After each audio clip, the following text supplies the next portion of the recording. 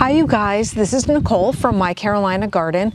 I garden in zone 8B in southeastern North Carolina. I am right on the coast, the bottom corner of the state. And right now I want to talk about some yellow things, yellow flowers, plants with yellow foliage, all the bright yellow we can have in our gardens.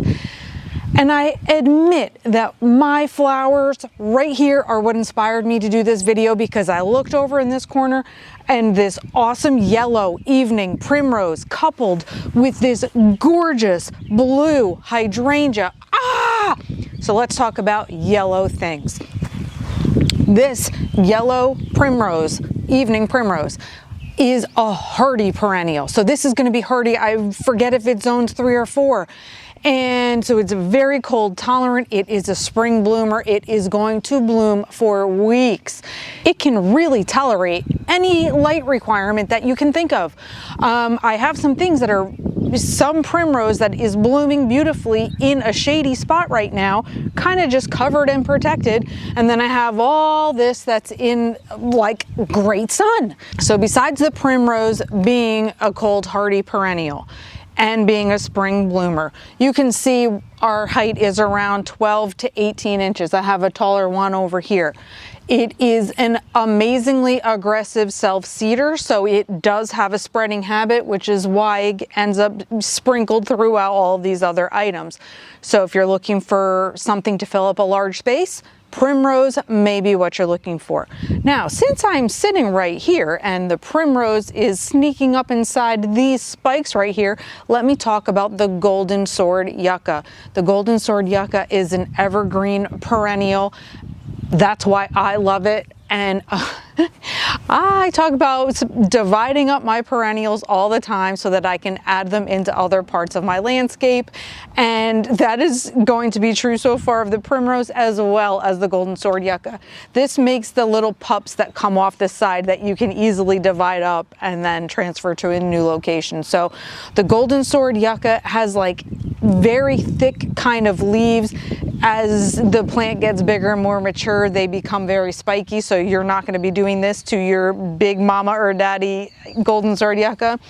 But anyway, just an evergreen shrub to give you year-round interest, and another yellow item. Another example of gorgeous yellow is this tiny nugget Asiatic lily. So it's important to note tiny nugget portion of this, because this plant itself will only get to be about 18 inches tall, whereas other Asiatic lilies can be as tall as 5 to 6 feet. So this one is a smaller variety. So you can see my yellow petals speckled with red. So this baby is late spring into summer bloomer, and it is also cold tolerant. Let's see which one. This one is cold tolerant to negative 40 degrees. So a whole lot of people can enjoy this flower. So because it is a mounding perennial, it also can be divided up. So love this little baby. The sunshine ligustrum is an outstanding feature plant that has this yellow foliage, evergreen. I love the standout shrub for that reason, so I made it the center of my rock garden because I wanted it to be this amazing feature as the backdrop. It'll get to be about 3 to 6 feet tall, which is fine with me, because if it goes up and touches my privacy screen up there, I am a-okay with that. So we have a nice backdrop, like I said, and then I have all my other colors that go in front of it. Sunshine ligustrum is hardy, zone 6 through 10. It likes sun or part sun, so you can get away with a little bit of shade on this baby and still looking awesome. If you are looking for a yellow ground cover, maybe you want to stop using so much mulch or something like that, maybe you just need a little more pop in the bottom of your garden, Creeping Jenny could be for you. This Creeping Jenny is hardy, zones 4 to 9, which is amazing. It can go full sun to part shade, so that is also amazing. Quite honestly, I only grow creeping Jenny not so much for it to be my ground cover, but because I like to take pieces of this out and use it as a pot filler. So that's my cascading part of a flower arrangement in a pot. So I love keeping it over here. It grows beautifully. It stays pretty yellow over here. In some pots out more in the bright sun, it turns a little bit more green, but either way, it's a pretty versatile plant, creeping Jenny. For another pop of yellow that lasts for the entire year, let's look at the golden euonymus. I love this shrub because of the variegation. So we get a lot of yellow, but we also have some green mixed in here, which is just so sweet. This shrub is hardy zone 6 to 9, and that is also about the height size you can expect from it, about 6 to 9, 6 to 8 feet tall, and something like 6 to 4 or 4 to 6 feet wide. So this can actually get to be a very large shrub, and if you ask my mom, she's going to say it's kind of annoying because it's overtaking her space because it's bigger than she wanted it to be. But for me, I have a nice big corner spot for it, so it's great. It does like the sun, but it can tolerate partial shade as well, and that's actually what mine gets. So I have afternoon shade over here. So golden euonymus. This shrub right here with tons of flowers on it is the lantana. The lantana comes in different colors, but since this one is very yellow orange, I wanted this one to make the list.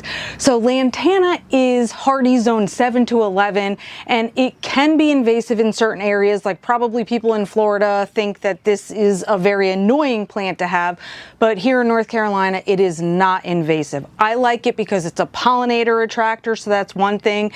The blooms, once they begin in very early summer, late spring, they last until frost. So I'm going to have beautiful color on this all the time. So that's something really cool about it. It can get large if you let it, or you have to keep it trimmed back. But this baby can be, I think it's something along the lines of maybe 4 to 6 feet tall and 4 to 6 feet wide, something like that. So keep it trimmed if you don't want it to get too big. And I guess if you're somewhere where it's invasive, don't plant it.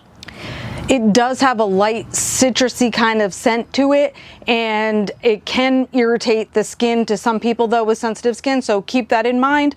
Otherwise, if those types of things don't bother you, this is the lantana. The next yellow flower that I would like to talk about is a very hardy perennial, and that is the Rudbeckia or black-eyed Susans. While mine are not currently in bloom, this area is about to get very yellow and very sunshiny as they do burst open. I have a big bunch of them here, and then I have bunches of black-eyed Susans on other side of the sunshine ligustrum. So this perennial is so hardy that it is hardy up to zone 3. So lots of people get to enjoy them, which is awesome. And once they start blooming, the blooms last for a really long time. I do deadhead mine. You can leave them for the birds to nip at the seeds if you choose to. Whichever you choose to do is absolutely fine. These perennials are heat and drought tolerant, which is something that I look for in a perennial. They do like sun, but they will tolerate some shade as well. So black-eyed Susans. Since we are sitting by some other yellow things, and you know I love my tropical plants, let me just point out these yellow canna lilies right here, and then this is purslane, which is yellow and orange in this case. So they are both much more tender perennials. They're perennials for me here in zone 8B. But I just wanted to point them out just because they're yellow and they're sitting right here next to me. And we are going to end here at the lemon coral sedum. The lemon coral sedum is a solid perennial, zone 7 through 11. This baby is, you break off a piece of it, put it in the ground, it re-roots, it just spreads like wildfire. So sometimes if you drop little pieces and you don't mean to, well, guess what? You're probably going to end up with some more lemon coral sedum. I do like the plant because of it. It is a succulent style. It is great as a pot draper. I have it used in that way, and I also have it used as a ground cover, which is super cool. So depending on how you choose to divide it up, it can be very versatile. So that is why this is definitely one of my favorite plants. So I said I was going to end it at the lemon coral sedum, but I just really wanted to end it with another little bonus and then say my goodbyes to you for now. This is the Tropicana also canna lily. So again, this is only going to be a perennial in zones approximately 8+, but you can see the variegated leaves. Obviously I am a sucker for the variegation on leaves, but it comes across as a lot of yellow, which is why I wanted to end it right here in case you would be interested in this plant. Thank you so much for watching. I hope some of these ideas were helpful or useful to you, and thank you everybody for all the support and comments that I get on my videos. I love it so very much. Keep the comments and wonderfulness coming, and until next time, happy planting.